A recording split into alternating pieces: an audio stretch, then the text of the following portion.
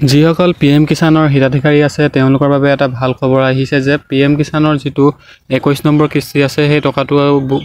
কেতিয়া দিব বহুতে ইতিমধ্যে অপেক্ষা কৰি আছে যে সেই PM কিষাণৰ 21 নম্বৰ কিস্তিটোৰ টকা কেতিয়া মুকলি কৰা হ'ব।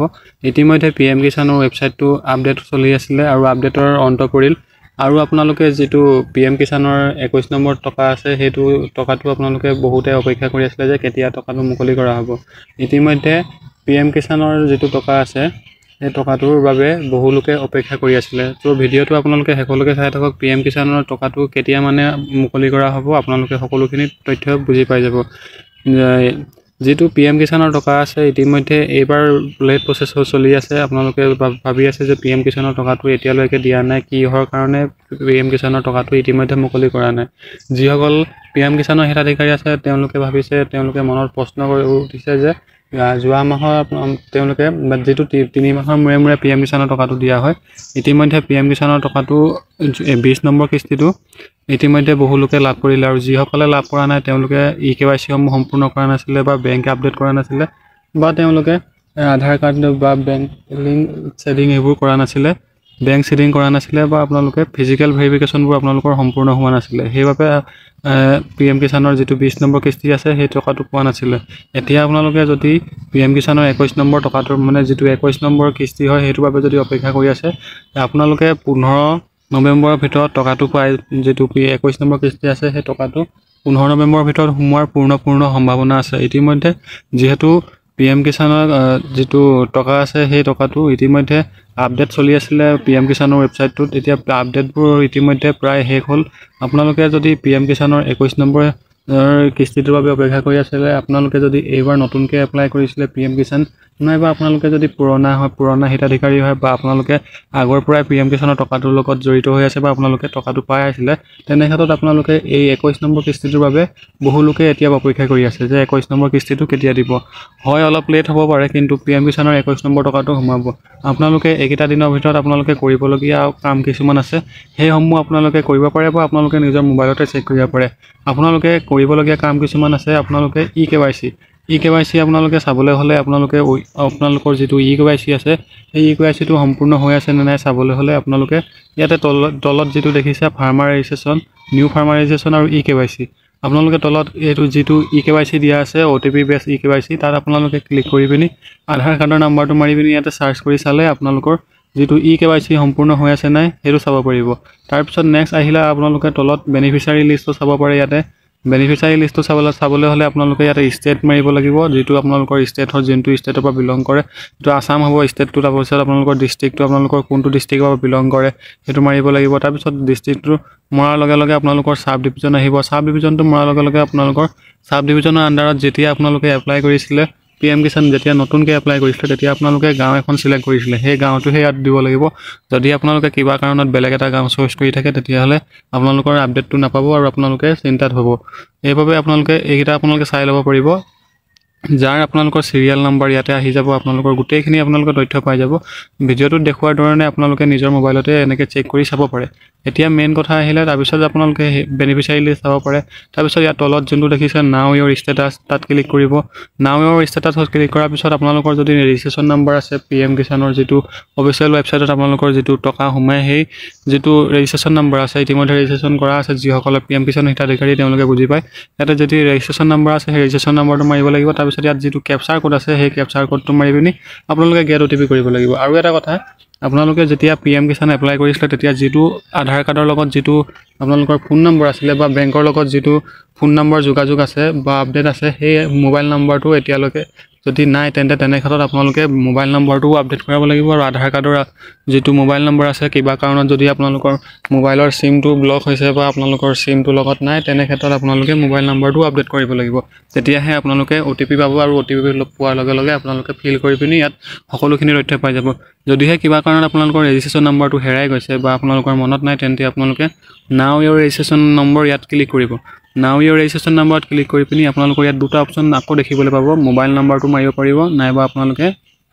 আধাৰ কাৰ্ড মাৰিব পাৰিব। ইয়াত দুটা অপচন আছে, আপোনালোকে যিকোনো এটা মাৰিব পাৰে। ইয়াত দুটা অপচন আপোনালোকৰ দেখুৱাই দিয়া হৈছে, মোবাইল নম্বৰ মাৰিব পাৰে নাইবা আপোনালোকে আধাৰ কাৰ্ড মাৰিব পাৰে। ইয়াতে মোবাইল নাম্বাৰটো ফিল কৰিব সকলোৰে যাতে মোবাইল নাম্বাৰটো থাকে আধাৰ কাৰ্ডটো 12টা সংখ্যা মনত নাথাকিব পাৰে মোবাইল নাম্বাৰটো মনত থাকে সেইবাবে আপোনালোকে ইয়াত 12 ডিজিট মোবাইল নাম্বাৰটো মাৰিব তাৰপিছত ইয়াতে যিটো কেপচাৰ কোড দিয়া আছে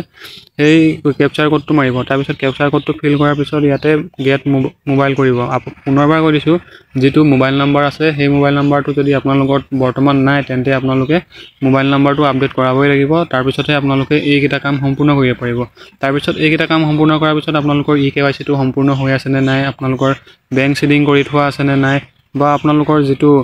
বেংকৰ KYC সম্পূৰ্ণ কৰি থোৱা আছে নাই সেইখিনি আপোনালোকে চাব পাৰিব তাৰপিছত আপোনালোকে বেংকৰ আপডেটসমূহ কৰাব লাগিব এইকেইটা কাম যদি আপোনালোকে কৰাই লয় তেন্তে আপোনালোকে যিটো 21 নম্বৰ পাবলগীয়া যিটো 21 নম্বৰ কিস্তি আছে সেই কিস্তিটো আপোনালোকে কোনো বেমেজালি নোহোৱাকে আৰু সোমাই যাব যেহেতু বহুলোকে আগৰ যিটো 20 নম্বৰ বা 19 নম্বৰ কিস্তিটো পোৱা নাছিলে তেওঁলোকে যেটো যদি কিবা কাৰণত KYC কৰা নাছিলে বা যিকোনো ক্ষেত্ৰতে যদি বেংক আপডেট কৰা নাছিলে বা মোবাইল নম্বৰ আপডেট কৰা নাছিলে বা KYC সম্পূৰ্ণ কৰা নাছিলে তেনে ক্ষেত্ৰত যদি আপোনালোকৰ যেটো পাবলগীয়া টকা আছে বা কিস্তি আছে সেই টকাটো যদি আপোনালোকৰ ফচি আছিল বা কিবা ক্ষেত্ৰত আপোনালোকৰ লক হৈ আছিল তেনে ক্ষেত্ৰত আপোনালোকে যদি এইবাৰ আপোনালোকে PM কিষাণৰ যেটো অফিচিয়েল ওয়েবসাইটত আহি পিনি KYC সম্পূৰ্ণ কৰে মোবাইল নম্বৰটো পাইব নাইবা আপোনালোকে ওচৰৰ যেটো CSC চেণ্টাৰ আছে তাত গৈ পিনি আপোনালোকে যোগাযোগ কৰি পিনি KYC সম্পূৰ্ণ কৰিব পাৰে আৰু মোবাইল নম্বৰটো আপডেট কৰাব পাৰে আধাৰ কাৰ্ডত চেণ্টাৰত গৈ পিনি যদি আধাৰ কাৰ্ডৰ মোবাইল নম্বৰটো কিবা কাৰণত আপোনাৰ লগত নাই তেন্তে এইকেইটা কাম যদি আপোনালোকে কৰি লয় যদি আপোনালোকৰ কিবা পেন্ডিং হৈ আছিল পাবলগীয়া টকা আগৰ যদি কিস্তিসমূহ সোমোৱা নাই তেন্তে আপোনালোকে সেই কিস্তিসমূহ আপোনালোকে 2-3টা কিস্তি আপোনালোকে একেলগে পাই যাব আপোনালোকে চিন্তা কৰিব নালাগে আপোনালোকৰ যেটো 21 নম্বৰ টকা আছে পাবলগীয়া কিস্তি আছে সেই টকাটো ইতিমধ্যে অতি সোনকালে সোমাই যাব ইতিমধ্যে যেটো PM কিষাণৰ অফিচিয়েল ওয়েবসাইট আছে যেহেতু কাইলৈ বিহাৰ ইলেকশন আছে বিহাৰ ইলেকশনৰ যেটো ফলাফল আছে সেই ফলাফলটো ঘোষণা কৰা হ'ব এই ফলাফল ঘোষণা কৰাৰ পাছতে আপোনালোকৰ যেটো PM কিষাণ ইতিমধ্যে অসমতে PM কিষাণৰ যেটো 21 নম্বৰ কিস্তি আছে সেই কিস্তিটো দিয়া নাই পাঞ্জাব উত্তৰ হাৰিয়ানা মধ্যপ্ৰদেশ এইবোৰত যেহেতু আপোনালোকৰ আগতে আপোনালোকৰ PM কিষাণৰ যেটো 21 নম্বৰ কিস্তি আছে সেই কিস্তিটো মুকলি কৰা হৈছে এতিয়া অসমৰ বাবেহে অসমৰ লোকসকলে যিখিনি কৃষক আছে সেই কৃষকসকলে 21 নম্বৰ কিস্তিটোৰ বাবে অপেক্ষা কৰি আছে অসমতো আপোনালোকে আৰু বেছি অপেক্ষা কৰিব নালাগে আপোনালোকে যেটো 15 নৱেম্বৰৰ ভিতৰত আপোনালোকে সকলোখিনি তথ্য পাই যাব আৰু আপোনালোকৰ যদি কিবা আপডেট আহে আপোনালোকে ইয়াতে আপোনালোকৰ আহি আপডেটটো চাব পাৰিব ইতিমধ্যে আপোনালোকৰ এক্সপেক্টেড ডেট এটা কৈ দিছো আপোনালোকে 15 নৱেম্বৰৰ ভিতৰতো আপোনালোকৰ যেটো টকা আছে সেই টকাটো আপোনালোকে নিশ্চয় পাই যাব 21 নম্বৰ কিস্তিৰ বাবে যি সকলে অপেক্ষা কৰি আছিল সেই সকলৰ বাবে কৈছো যদিহে কোনোবাই হিতাধিকাৰীয়ে PM কিষাণৰ হিতাধিকাৰীয়ে নতুনকৈ PM কিষাণটো এপ্লাই কৰিছিল তেওঁলোকো এই প্ৰথমবাৰৰ বাবে যেটো পাবলগীয়া টকা আছে সেই টকাটো সোমাই যাব আৰু যেহেতু PM কিষাণৰ যেটো ওয়েবসাইট আছে বা তাত গলে আপোনালোকে নিজৰ ডাটাসমূহ চাই পিনি KYC কৰিছে নে নাই সেইসমূহ সম্পূৰ্ণ কৰিব পাৰিব আৰু যিসকলৰ খেলিমেলি হৈ আছিল কিবা কাৰণত যদি বেংক সিডিং হোৱা নাছিল বা আমাৰ ফিজিক্যাল ভেৰিফিকেশন হোৱা নাছিল বা KYC সমূহ সম্পূৰ্ণ কৰা নাছিল বা মাটি বাৰী ক্ষেত্ৰতে যেহেতু মাটিৰ যেটো পটা আছে সেই পটাটোৰ যেটো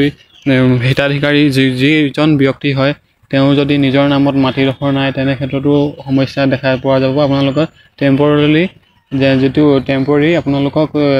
এটো পেন্ডিং কৰি থব বস্তুটো আপোনালোকৰ ফিজিক্যাল ভেৰিফিকেশন নোহোৱাৰ লগে লগে আপোনাৰ যেতিয়ালৈকে নহয় ফিজিক্যাল ভেৰিফিকেশন তেতিয়ালৈকে আপোনালোকে টকাটো নাপায় এতিয়া যদি আপোনালোকে সেইসমূহ কাম সম্পূৰ্ণ কৰি থৈছে আপোনালোকৰ যেটো মাটি পটা আছে সেই পটাটো আপোনালোকে যদি আপডেট কৰাই থৈছে আপোনালোকৰ নিজৰ নাম আছে যদি আৰু এটা কথা যিসকলৰ ঘৰত এজনতকে দুজন মানে একেখন মাটি পটাতে দুজন ব্যক্তিয়ে যদি PM কিষাণটো পাই আছে তেনে ক্ষেত্ৰতো যেটো PM কিষাণৰ টকা আছে সেই টকাটো পেন্ডিং হৈ থাকিব লগা হৈছে দেখিবলৈ পোৱা গৈছে তেনে ক্ষেত্ৰতো টকাটো ফচি আছে এইসমূহ যদি আপোনালোকে সঠিককে যেটো